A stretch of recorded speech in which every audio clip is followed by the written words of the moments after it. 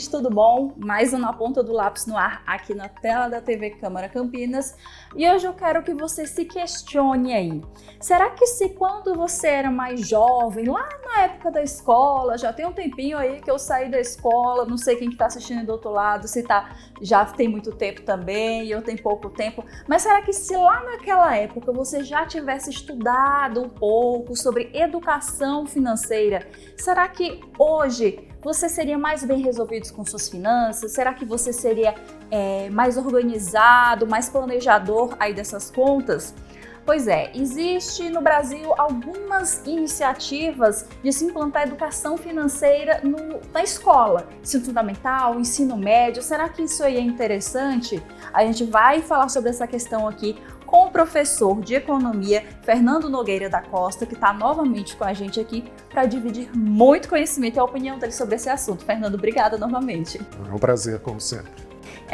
A gente já estava aqui conversando nos bastidores do professor, leciona para universitários há muito tempo, mas falando dessa questão aqui, economia, finanças, é bom ensinar a galera mais velha, mas será que os mais novos, será que seria interessante aí essa iniciativa de educação financeira para a galera mais nova? Não tem a menor dúvida com a resposta positiva, sim. E digo mais, educação financeira deve ser dado desde o início como educação familiar. Os filhos, eu posso falar que eu sou pai de 2 filhos, e eu nunca lembro de ter dado aulas para o meu filho sobre educação financeira, embora eu seja professor. O que eu e a minha esposa demos? Bons exemplos. Os filhos observam o tempo todo o comportamento dos pais, para o mal ou para o bem. Tá? Então, se o pai ou a mãe são consumistas, manjam muito, o filho tende a isso. A não ser que ele já veja uma situação muito ruim que levou às finanças familiares, aí ele fica com uma rebeldia mesmo, uma repulsa aquilo, e altera o comportamento radicalmente. O que é difícil, mas porque vai dar uma coisa revoltante, né? Que ele reage contra aquilo. Então, desde a alfabetização, desde aprender a pagar, já devia ter noções de finanças, porque faz parte da vida, sabe? Dinheiro não é aquela coisa assim, é melhor não pagar, pega mal pagar. Muitas vezes tem um certo preconceito. Não, dinheiro faz parte da vida, para o mal ou para o bem, sabe? Sabendo usar, né? Não vai faltar, como eu disse. Não sabendo usar, vai faltar. Bom, por que eu defendo essa posição de educação familiar e vejo agora uns movimentos, agora que eu digo assim, nos últimos 10 anos, uma lei que foi em 2010, acho que foi no fim do primeiro governo Lula, do segundo governo Lula, essa lei já foi aprovada e foi sendo implementada, que é chamada ENEF, Estratégia Nacional de Educação Financeira. Eu estou falando o nome com a sigla propositalmente, porque o espectador pode colocar no Google, põe ENEF, a sigla, e ele vai ter livros, desde para crianças, assim, no primeiro nível escolar, sabe, até o ensino médio. São 9 livros para as crianças e para os professores, para você baixar de graça. São extremamente didáticos, sabe? De acordo com cada idade, é um processo gradualista. Não tem nada, digamos, artificial, pelo contrário, tem até jogos, brincadeiras, coisas, e a pessoa vai aprendendo a lidar com o dinheiro de maneira saudável. Tá?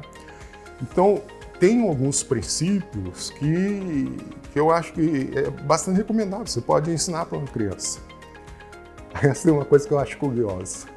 Isso também sempre eu ensino para meus alunos. Eu falo até o que chama mnemônico. Mnemônico assim, é pegar as primeiras letras para você guardar uma coisa. Então, um mnemônico conhecido é MEC. MEC é o quê? Ministério de Educação e Cultura, né? Mas eu falo, não.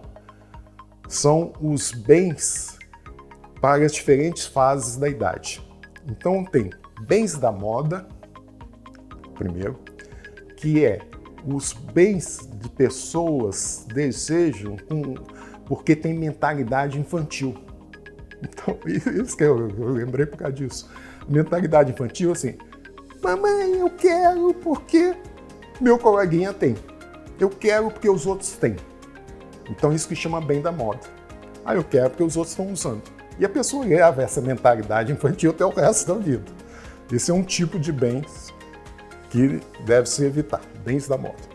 Os outros bens, o segundo é bens snobs. O que é bens snobs? É o contrário. Eu quero porque os outros não têm.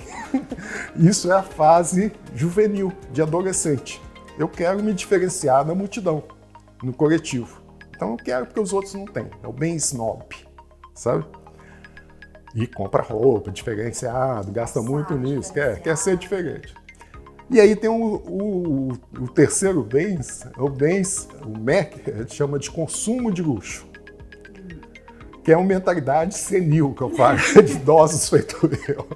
É assim, eu quero porque é caro, eu quero demonstrar minha riqueza.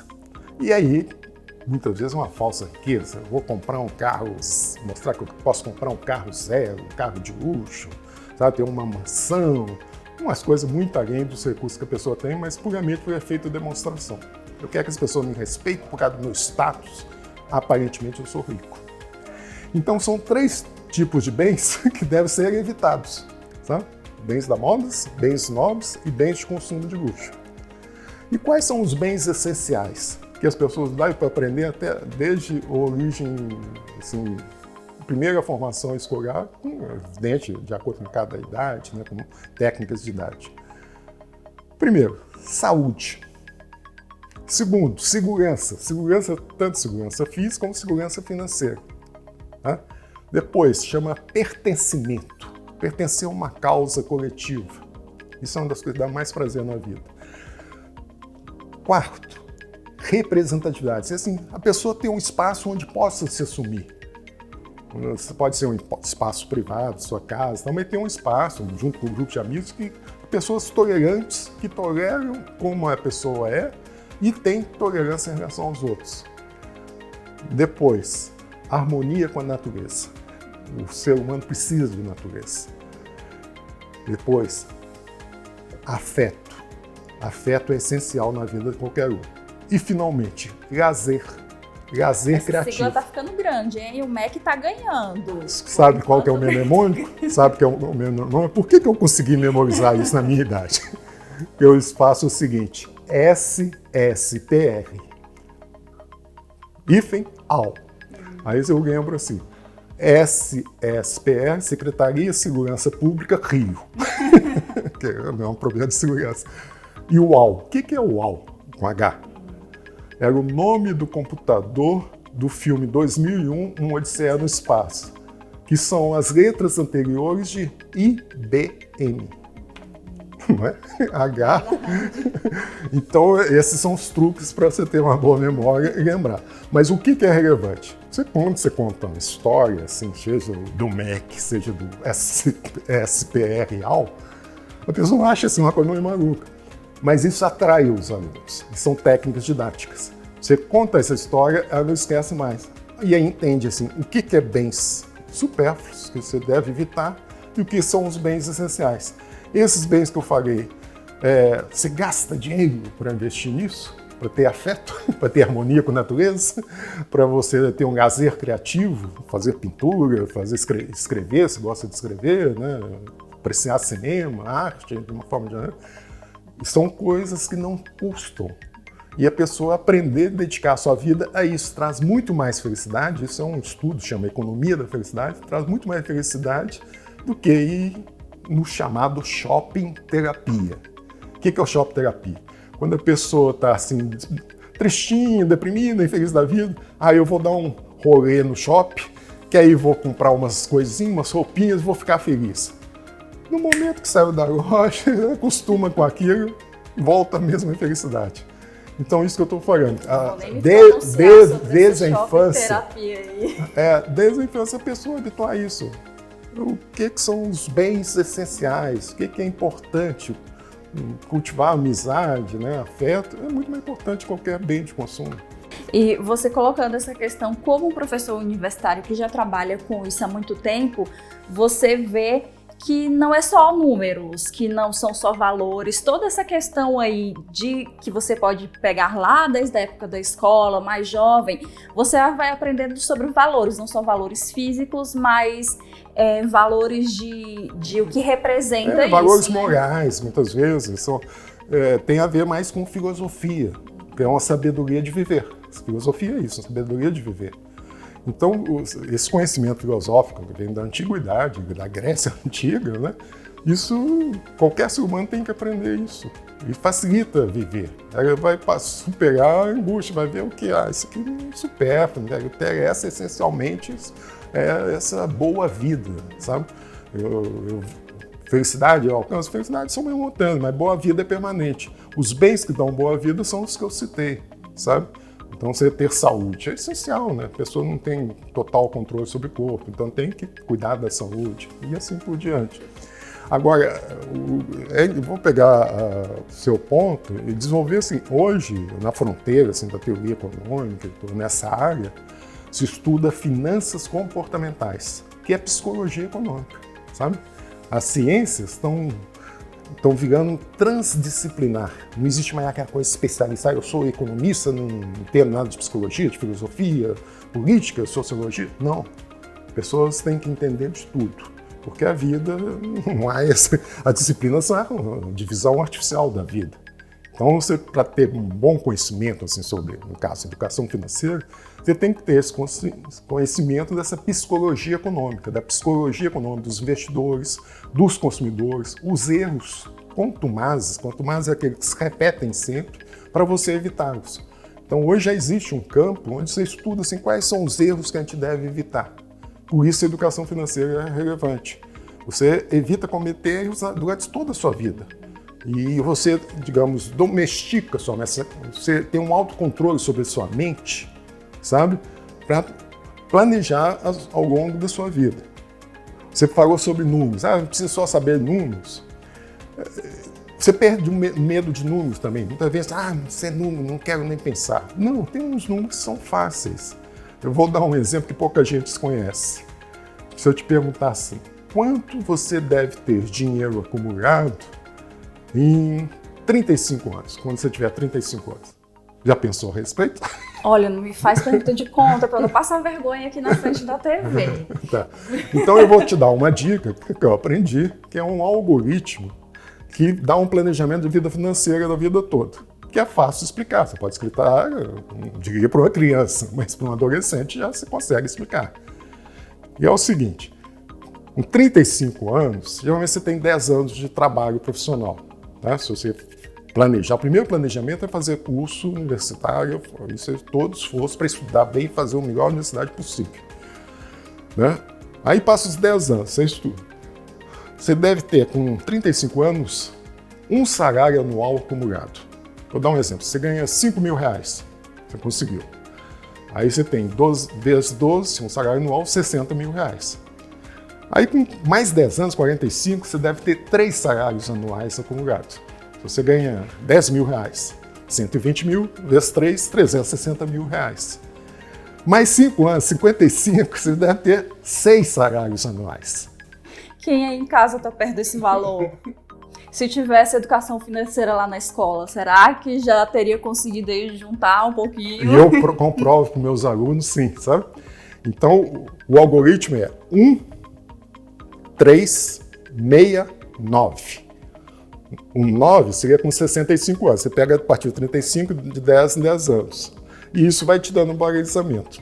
Eu descobri isso por acaso. E no jornal, assim, esse algoritmo, eu fiquei curioso. E aí eu sou curioso, fui atrás. Por que isso? Porque é o seguinte, quando você acumulou isso, a partir desse valor, digamos que 65 anos, você tem 9 salários anuais, você pode se aposentar e ter 20 anos mantendo o último salário com a reserva financeira que você fez. Sabe? E é tanto assim, como eu não aposentei, eu resolvi aumentar o algoritmo. Agora eu ponho 12. A minha meta até os 75 anos é conseguir 12 salários anuais de reserva. Porque aí, se eu viver até os 95, mesmo se eu não viver, minha esposa vai viver, vai ter o mesmo padrão de vida que alcançou no fim da vida. Então você vê que é um planejamento, quando você descobre, Não é fácil pagar, é difícil você fazer, né? Mas não é tão difícil. Quando você tem essa orientação, aí você vai assim, como eu vou conseguir fazer isso? E tudo mensalmente, eu falo com os alunos, você paga 1/5 do que você ganha para a reserva financeira. Esse é o débito automático, antes de você gastar. O resto você vai adotar o seu padrão de vida para o que sobrar. Mais 1/5 você já vai investir. E aí eu pego, ensino calculadora financeira, você põe os juros no Brasil é o maior do mundo. Então, no Brasil, você não corre o risco que corre, por exemplo, nos Estados Unidos e outros países, que investem em ações, renda fixa. E os juros são muito elevados. Então, esse cálculo, você vai conseguindo, depois de uma fase da vida, você não faz muito esforço, porque os juros sobre juros, e os juros compostos é uma das coisas que dá para aprender desde a infância. Essa ideia de juros, sabe? Juros sobre juros, tanto para o mal, para a dívida, quanto para o bem, para o investimento. Então você aprende assim, o que é esse juros sobre juros e você vê que é possível seguir esse algoritmo. E até o limite. Se eu quiser também, eu posso dar uma noção. Eu começo um curso com informações, é fundamental. Primeiras aulas, eu ensino para os meus alunos o seguinte, o que é a renda do trabalho, qual é a estratificação, como são as faixas de renda no Brasil, como conseguir essa renda, que profissões pagam mais, dou todas as informações sobre renda do trabalho. Depois, renda do capital produtivo, a pessoa ser empreendedora, trabalhador por conta própria. Depois eu dou uma parte sobre renda do capital financeiro e depois sobre capital imobiliário. São os 4 grandes tipos de renda. Então a pessoa fica com a informação exata de como a sociedade sabe? A vislumbra. A partir de então que eu dou, chama neuromarketing, aprender a consumir, sabe? É aprender os truques de vendedor. Como você não cair em truque de vendedor para comprar coisas que você não precisa. Depois tem neuroeconomia, que é o estudo da mente para tomar decisões de finanças. Isso já está bastante avançado. Daí você desdobra finanças comportamentais, evitar os erros quanto mais. Depois você planeja a sua vida financeira, esse algoritmo que eu te falei, planeja a aposentadoria e eu termino o curso com a economia da felicidade. Com tudo organizadinho aí.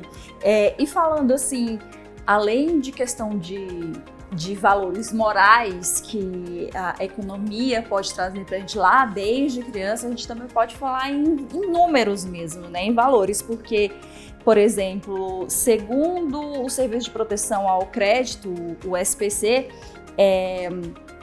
45% dos brasileiros não cuidam de suas próprias finanças. Com a criançada aprendendo desde cedo, a gente pode estar mudando esses números, né? Não existe mágica nesse sentido, né? Coisa fácil, caminho fácil. Eu vou te dar uma dica que vai resolver facilmente a vida. A vida é planejamento. Então, o que deve, desde o início, em educação, é estudar. Sabe? A pessoa, o primeiro planejamento, que eu falo, o primeiro bem, assim, até os 25 eu falei planejamento de acumular dinheiro.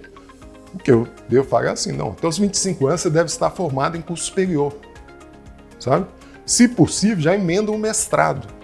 Eu vou dar uns números para a pessoa ter noção disso. Realmente formado assim, numa universidade boa, feita a Unicamp, né? A USP, universidades de primeira linha, a pessoa hoje já está ganhando assim, o primeiro salário, R$6.000. O salário mínimo está R$1.300, né? Então, assim, ganha 5 salários mínimos, na média, sabe? No mercado de trabalho. Você de Campinas de São Paulo já consegue isso. Agora, quem ganha isso no Brasil? Os 10% mais ricos. Então, quer dizer, ao formar em curso universitário, você já entra na faixa dos 10% mais ricos. E aí, se você faz a pós-graduação, digamos, mestrado, doutorado, você já dobra para R$10.000 no mestrado, sabe? No doutorado, você já pode chegar a uns R$15.000. Aí você já está na faixa dos 5% mais ricos. Aí depois fez uma carreira, né, completa, tal, já na fase pós-aposentadoria. Por volta assim, de 30 salários mínimos, agora com o novo salário mínimo, é R$39.000. Mas é o 1% mais rico no Brasil. E você fazendo uma carreira com uma universidade, com boa formação, você consegue isso. Então, você fala o seguinte, eu não estou falando da sorte do berço. Porque muita gente fala assim, eu dei azar no berço, meus pais são pobres. Então faça mais esforço ainda para fazer escola pública. Eu fiz sempre escola pública. Eu nunca estudei escola privada. Tá? Meu colégio era o Colégio Estadual de Minas Gerais. Depois eu fiz Faculdade de Ciência Econômica da Universidade Federal de Minas Gerais. Depois eu fiz pós-graduação na Universidade de Campinas, na Unicamp.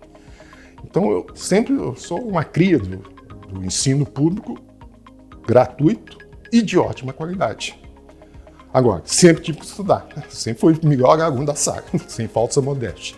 Porque eu esforçava, não que eu deixasse de jogar futebol, namorar, nem nada, mas eu planejava muito bem minha vida, eu sempre fui muito planejado, muito organizadinho, como diz meus quem me conhece, você é muito organizadinho. Não, mas com isso eu consigo fazer tudo. Então esse é o caminho, você planejar fazer um belo curso universitário, né? E hoje tem recurso, pega a bolsa, isso, se vira, vai ter fase de sacrifício, mas vai valer muito a pena. Esse exemplo que eu dei, você forma, você já entra uns 10% mais ricos, sabe? E aí você consegue seguir o algoritmo perfeitamente, tá? Então é essencial esse planejamento e esforço. Professor de Economia Fernando Nogueira da Costa, comentamos aqui sobre educação financeira nas escolas. Quer deixar mais algum recado, alguma dica? Acho que tá bom, tá? Abordamos a dica que eu deixaria, eu repito, eu falei no início, é isso. Consulte o site, consulte o Dr. Google, ponha ENEF, Estratégia Nacional de Educação Financeira. E lá tem 9 livros de graça para as crianças, todos ilustrados, sabe, para a fase adequada a cada ano. E dicas para os professores também. Eu examinei esses livros, são de ótima qualidade. São os órgãos responsáveis por finanças no Brasil, desde o Banco Central, CVM, Ambima, sabe? Os representantes mesmo juntaram e fizeram um belo trabalho para divulgar a educação financeira. Então isso é acessível para todo mundo que tem acesso a um Wi-Fi, um celular. Baixe isso e estude. Não há o grande é afastar ao máximo a ignorância e se aproximar da cultura e da educação. TV Câmara fica de portas abertas, obrigada, pode voltar outro dia para a gente falar de outro tema. Vai ser um prazer. O Na Ponta do Lápis de hoje fica por aqui. Eu convido vocês a visitarem o YouTube da TV Câmara Campinas para ver as outras edições do Na Ponta do Lápis, para pegar bastante conhecimento e organizar as finanças desse ano e também os outros programas da nossa grade. Tem muita coisa legal para vocês verem lá e eu espero vocês na próxima edição. Tchau, tchau!